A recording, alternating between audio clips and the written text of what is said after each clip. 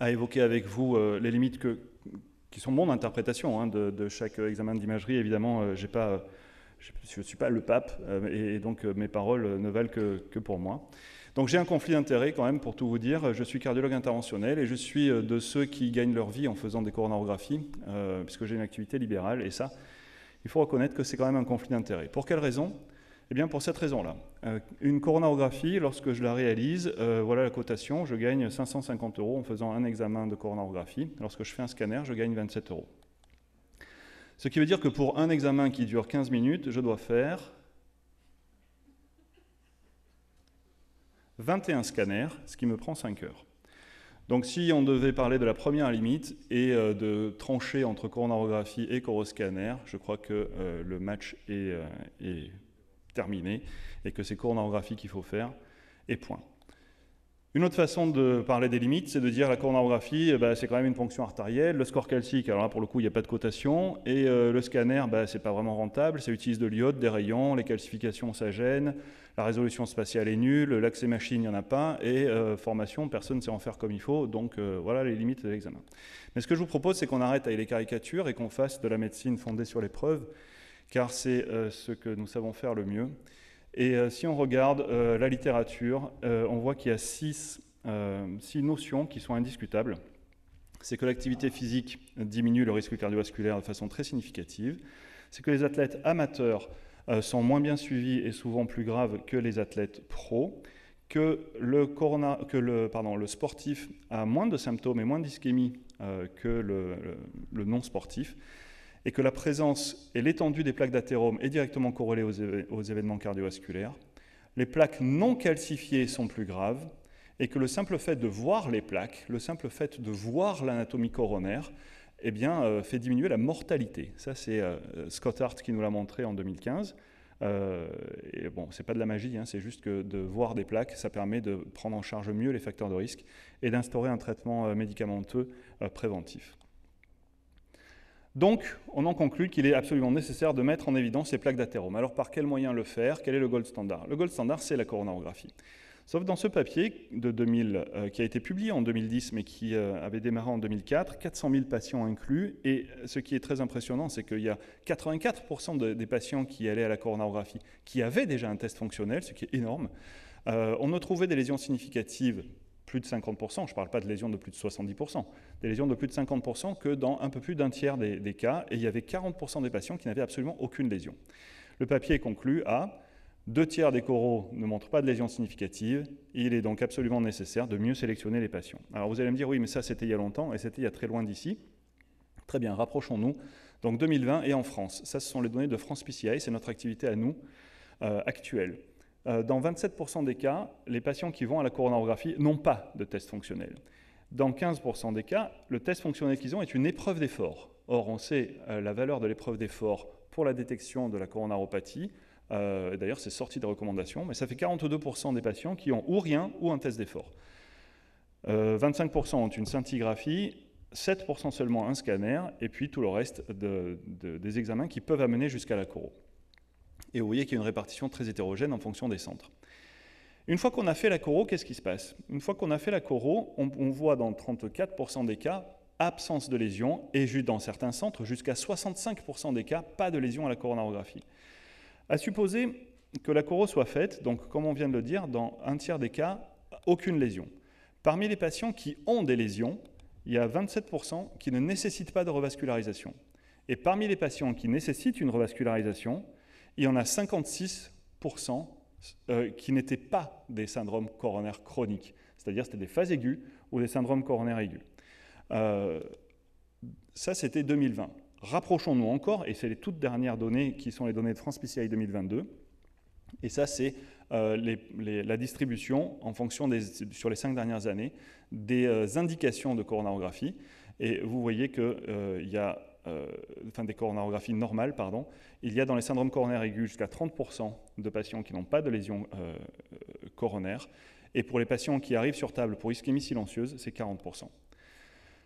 Donc si on synthétise, on voit qu'en dehors du syndrome coronaire aigu, la coronarographie diagnostique n'aboutit à un geste de revascularisation que dans un cas sur 5. Et 4 fois sur 5, on aurait pu prévoir qu'il n'y aurait pas de revascularisation, parce qu'il n'y avait pas de lésion significative, parce que les artères étaient petites, que le patient avait d'autres pathologies, ou que ce n'était pas un syndrome coronaire chronique. Et tous ces éléments-là sont identifiables par l'examen clinique, l'interrogatoire, ou par le scanner. Alors, est-ce que c'est un problème? Oui, quand même, c'est un problème, parce que la coronarographie, ça reste un geste invasif, c'est un examen qui coûte de l'argent aussi à la société. Il y a le bilan carbone qu'il faut... Enfin, vous êtes certainement beaucoup plus sensible que nous autres interventionnels à cette question-là, mais on ne peut plus balayer d'un revers de main la consommation de matériel à usage unique, les plastiques, les dasseries qui coûtent une fortune, et pour des examens qui vont se révéler normaux à la fin. Il y a un risque, le risque médecin est différent du risque patient. Le risque patient, on l'a tous en tête, hein, c'est l'hématome, la fonction rénale, la dissection, la mort subite, tout ce que vous voulez. Mais il y a un risque médecin aussi, d'exposition aux rayons X, d'exposition au sang, de port d'un tablier plombé qui est quand même très lourd. Et puis il y a le temps médecin. Alors on dit qu'une coronarographie c'est 15 minutes, hein, c'était ma première diapo. Oui, c'est 15 minutes pour le médecin. C'est au moins 5 ou 6 heures pour le patient, puisque ça se fait au mieux en hospitalisation ambulatoire. Et est-ce qu'on a une alternative? Eh bien oui. Quelle est cette alternative? C'est l'imagerie non invasive, score calcique ou coroscanner. Le score calcique est recommandé. Il est recommandé dans le dépistage, mais pour quelle raison? La raison est la suivante, c'est qu'il permet de reclasser le risque du patient. Les patients, souvent, sont moins graves à la sortie du score calcique ou plus graves à la sortie du score calcique que ce qu'on avait initialement anticipé par l'interrogatoire ou par les autres tests que nous avons. Mais ce papier qui est sorti, c'est les recommandations de l'ESC 2021, nous dit quand même, j'ai loupé le truc, nous dit quand même que le score calcique peut être faible ou nul chez des patients qui ont des lésions non calcifiées, or, chez une population de middle age, donc de la quarantaine. Or, c'est justement les lésions non calcifiées qui sont les plaques vulnérables et les lésions les plus dangereuses. Donc c'est un peu embêtant d'avoir quand même un examen qui permet de rater les patients les plus graves, quoi. Alors qu'est-ce qu'on fait?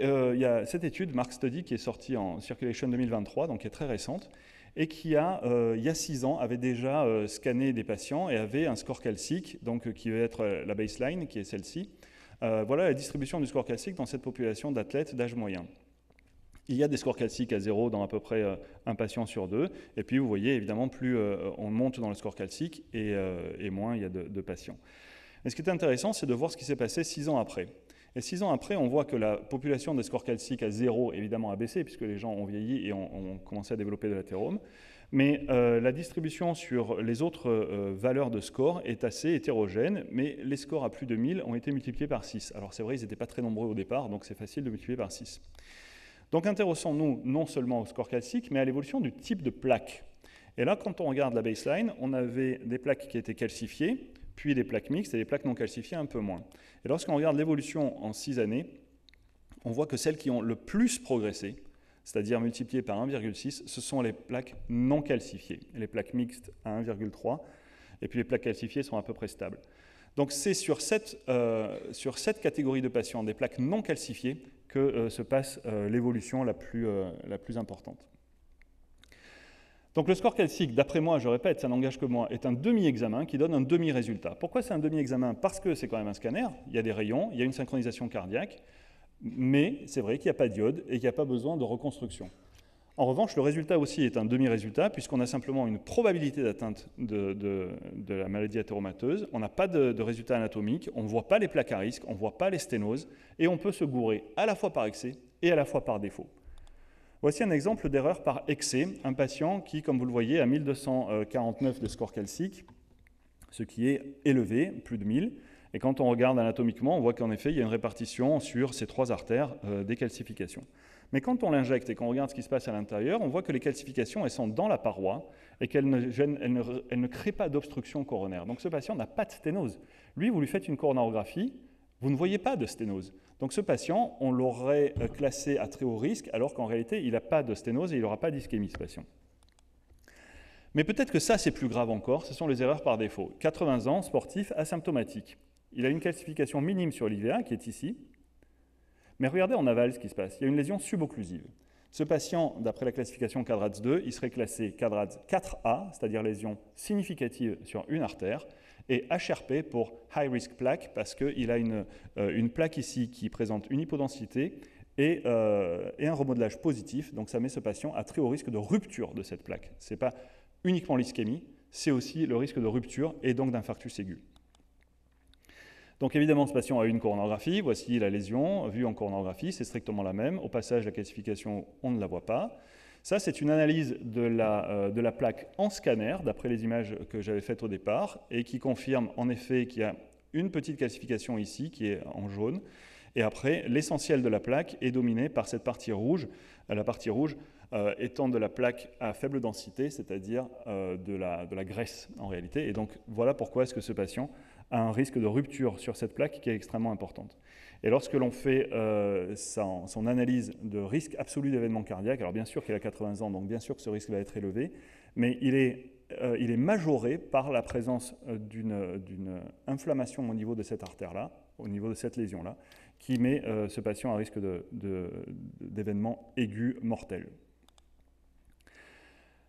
Donc là, je vous ai dit que le scan, c'était génial. Mais est-ce qu'il a des limites, le scanner? Oui, il a des limites. Mais il a des limites, et j'aimerais qu'on parle de ces limites un petit peu objectivement, et donc qu'on fasse le tri entre les idées reçues et ce qui me semble être réel. Donc les idées reçues, c'est que c'est un examen irradiant. C'est terminé, ça. On n'en discute plus, c'est un non-sujet. Il y a tous les papiers maintenant qui sortent et qui montrent bien que le travail qu'on a fait, à la fois sur le plan technique et à la fois sur le plan technologique avec les matériels, fait que l'irradiation n'est plus du tout un sujet. C'est un examen qui est néphrotoxique. Là, pareil, c'est un non-sujet parce que ce papier, je vous invite à le lire, il est très très facile à comprendre puisqu'il fait le rapport entre le volume de contraste injecté et la clairance à la créate. Ce rapport est inférieur à 2, entre 2 et 3 ou supérieur à 3. Et ça vous permet de faire un calcul et de voir le risque de néphropathie induite par le produit de contraste. Donc pour exemple, si on met 60 cc de contraste, ce qui est beaucoup pour un scanner coronaire. Un scanner coronaire, c'est entre 40 et 50-55 cc d'iode. Et si la clairance est juste supérieure à 30 ml par minute, alors le risque de néphropathie induite est de moins de 2% et le risque de dialyse de moins de 1 pour 1000. Autre idée reçue, tous vieux, tous calcifiés, ça aussi c'est une idée reçue. Il y a la population âgée de plus de 75 ans, c'est 16% des scanners. Ils sont non interprétables en raison des calcifications dans moins de 4% des cas. Dans la population générale, c'est 1,5. Donc oui, c'est plus que la population plus jeune, mais non, ça n'est pas un problème. D'ailleurs, vous le voyez quand vous demandez les scans TAVI, c'est par définition des sujets de plus de 75 ans, et bien, très souvent, ce n'est pas en raison des calcifications que le scanner n'est pas interprétable sur les coronaires. On dit aussi qu'on fait du scanner, moi par exemple, pour derrière pouvoir faire les coros, puisque c'est comme ça que je gagne ma vie, rappelez-vous la première diapo. Ça aussi c'est faux, puisque le coroscan a déjà démontré dans plusieurs papiers et depuis longtemps qu'il réduisait les coronarographies normales et il augmentait le ratio angioplastie sur coronarographie, c'est-à-dire qu'il améliore la sélection des patients qu'on amène jusqu'à la table de coro. Les vraies limites me semblent celles-ci, c'est-à-dire que la résolution spatiale du scanner, avec les scanners d'aujourd'hui, elle est de 0,3 mm par 0,3 par 0,6. Avec le scanner à comptage photonique, on va descendre beaucoup au-dessous de cette résolution-là, et on va arriver avec une résolution qui est comparable à celle de la coronarographie. Mais c'est vrai qu'aujourd'hui, ça dépend encore du type de machine que l'on a et de la personne qui tient la souris. L'étude des stents est difficile, surtout pour les stents de petite taille de moins de 2,5. C'est vrai qu'on a une tendance à plutôt majorer les sténoses, surtout s'il y a des calcifications, et ce n'est pas un test fonctionnel, sauf si on le couple à la FFRCT, qui aujourd'hui n'est pas couramment diffusée en France. Ça reste encore des niches. Et puis, il y a toutes les ischémies à coronaire saine. Là, c'est vrai qu'on a un peu, on ne peut pas répondre à cette question-là, on ne peut pas répondre à la microcirculation ni à la vasospasticité. Donc, voici un tableau de synthèse sur les limites et les avantages de chacun des examens. Bon, il synthétise simplement tout ce que je viens de dire, mais il me semble que dans la partie limite de la coronarographie, il faut avoir à l'esprit que les indications sont encore trop larges aujourd'hui et mal justifiées d'après moi, que ça favorise le réflexe oculosténotique, puisque les patients arrivent souvent sans test fonctionnel, et que c'est une luminographie stricte. Le score calcique, ses inconvénients, on en a parlé, ses avantages, c'est qu'il n'y a pas besoin de compétences. Vous donnez ça à n'importe qui, puis vous sort un score calcique, mais le problème c'est que la réponse aussi est une réponse qui manque à mon avis de pertinence. Donc en pratique, le score calcique, on l'élimine. La coronarographie doit être le gatekeeper à la coronarographie, avec toutes ces indications-là, qui sont toutes les indications les plus courantes d'exploration anatomique des artères coronaires. À mon avis, tout ça doit passer par le filtre du scanner. De ce filtre-là va sortir plusieurs choses, mais s'il sort sténose significative ou suspicion d'INOCA, alors coronarographie. Et là, la coronarographie doit donner 3 diagnostics et uniquement 3. Il s'agissait d'un angor ischémique, avec l'ischémie documentée et l'anatomie qui est en rapport. Il s'agissait d'un angor spastique ou il s'agissait d'un angor microvasculaire. Donc, pour ma dernière diapo, voici ce que je propose, c'est que le coroscanner doit être réservé au diagnostic de masse de la coronaropathie, alors que la coronarographie doit être réservée au diagnostic de précision. Et je vous remercie de votre attention.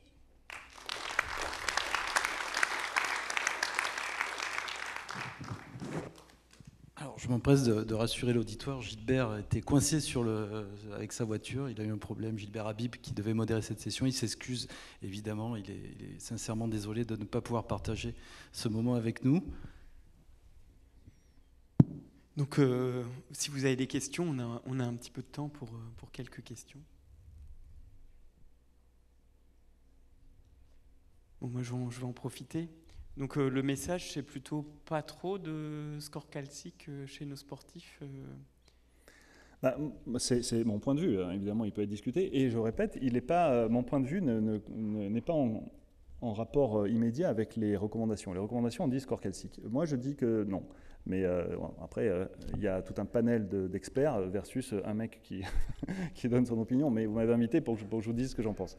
Je pense que le score calcique, non. Parce que ce qui a amené le score calcique, c'était que l'irradiation était plus faible que le scan injecté et qu'il n'y avait pas d'injection.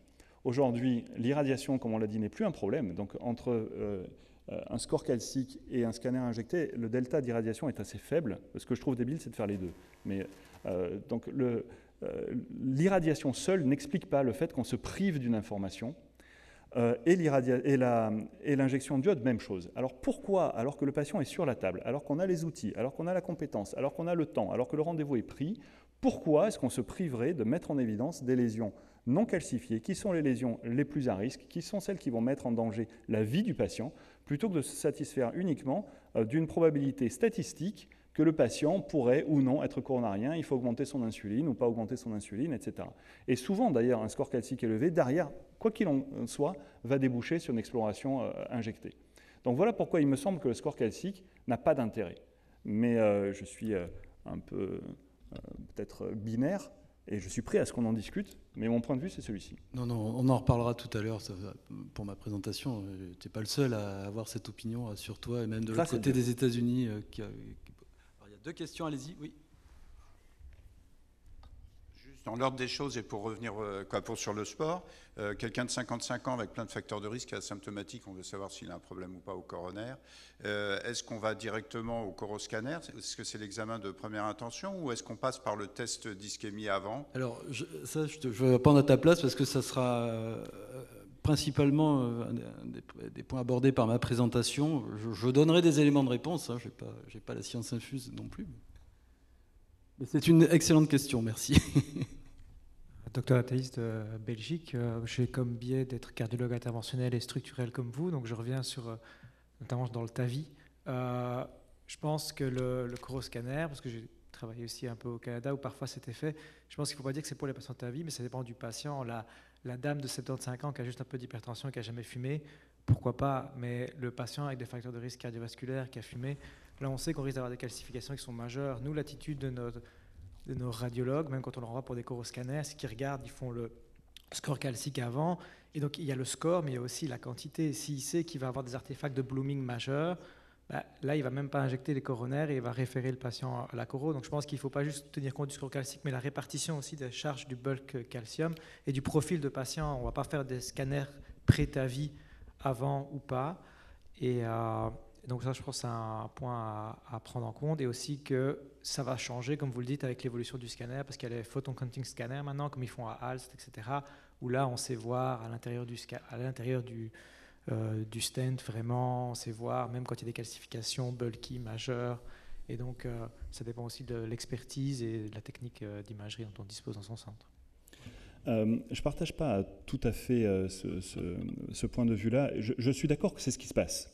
Mais je pense qu'il ne faut pas que ça se passe comme ça, parce que c'est, à mon avis, un score calcique élevé et même une répartition de la charge athéromateuse diffuse, etc. Et s'arrêter là, pour moi, est une solution de facilité. Oui, c'est compliqué de reconstruire. Oui, c'est difficile de remettre la lumière, de remettre le centre du tracé au milieu de la lumière. Oui, c'est beaucoup de travail. Oui, ça demande une expertise. Oui, il faut refaire ces fenêtrages pour éviter cet effet de blooming. Mais c'est possible. Et de là, juste simplement dire, ah bah tiens, le score calcique est à plus de 1000, donc on ne fait pas, ou on va directement à la choro, c'est ce qui va générer derrière les 30, 40, 50% de coronarographie sans lésion significative. Donc je ne suis pas d'accord avec ça, c'est vrai que c'est ce qui se fait, c'est vrai. Mais je pense qu'on doit faire l'effort, quand on fait le scanner, de se donner un peu de mal. Ça va compenser tous les scans normaux qui prennent 3 clics. Mais quand on se retrouve avec des calcifications comme ça, il faut faire l'effort d'aller retracer la ligne, d'essayer de voir si la calcification n'est pas uniquement pariétale, et dans ce cas-là, la lumière est préservée, ou si effectivement la calcification déborde dans la lumière, et en effet, il y a peut-être une sténose calcifiée, serrée, etc. Je ne dis pas que ça n'existe pas, mais je dis qu'il faut se donner le mal d'aller vérifier ça. Mais c'est ma position. Il y a aussi le message des gens qui doivent croire le scan, parce que parfois on va avoir des calcifications tritronculaires, on va avoir le radiologue qui va faire le cardiologue qui va faire l'effort, il va dire lésion multitagée de 40%, le patient a des plaintes totalement atypiques, on va quand même l'envoyer en choro parce qu'on n'est pas tout à fait sûr. Donc, ben là pareil, une lésion à 40%, on ne l'envoie pas en choro. Hein. Et il y a le score CADRATS 2.0 qui est quand même très très clair là-dessus, quoi. Mais bon, oui, c'est vrai, c'est du travail en plus. C'est ce qui fait que c'est 5 heures et 23 €. Bon, merci beaucoup. Donc on va enchaîner donc avec Pierre Laurent qui va nous parler